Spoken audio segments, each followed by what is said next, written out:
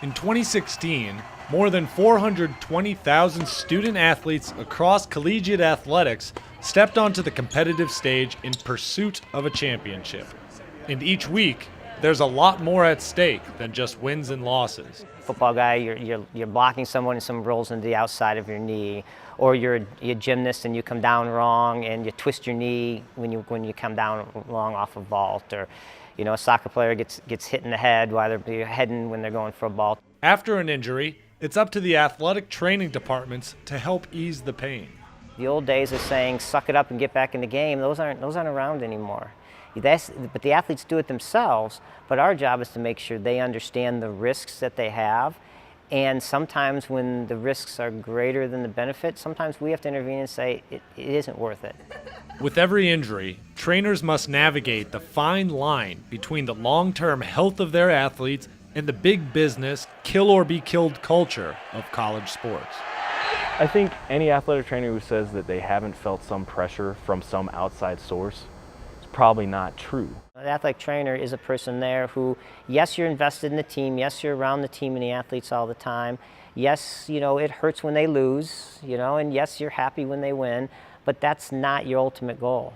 One option team physicians turn to get their athletes back on the field quickly are the highly effective painkillers known as opioids. However, these risky drugs come with a price. Overuse leads to dependence, and after prolonged abuse, death. The effects of opiates on the central nervous system can have a negative effect on reaction time and sport-related skills, and the addictive nature of those drugs. It's really not safe for a student athlete to be taking them on a consistent basis. According to the NCAA, nearly 207 million opiate prescriptions were written in 2013, and 23% of college athletes reported receiving a prescription for a pain medication. It used to be do whatever you can to keep the athlete on the field. That was the mentality. Increasingly, schools are turning to new and innovative ways to rehab and stimulate problematic muscles and bones. We're constantly trying to figure out ways to better deliver care to our student athletes and to give them more effective care. And their focus is always to consider the athlete before any other conflicts of interest.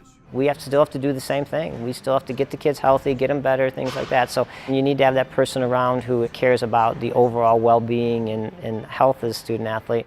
While college trainers are taking steps to monitor and limit the use of these painkillers, opioid indulgence remains a societal problem both on and off the field.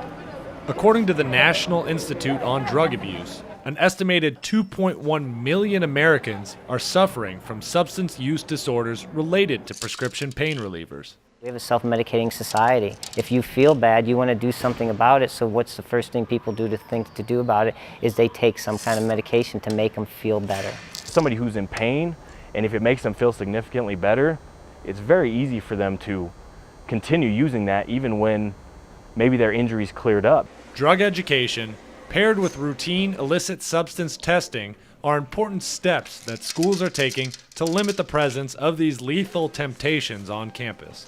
And training departments are continuing to improve the way they take care of their athletes. The number one priority is to keep them on the field. And that starts with preventative care, rehabilitative exercise, corrective exercise. Those are some of our main philosophies as an athletic training program. In Phoenix, Alex Capriello, Cronkite News.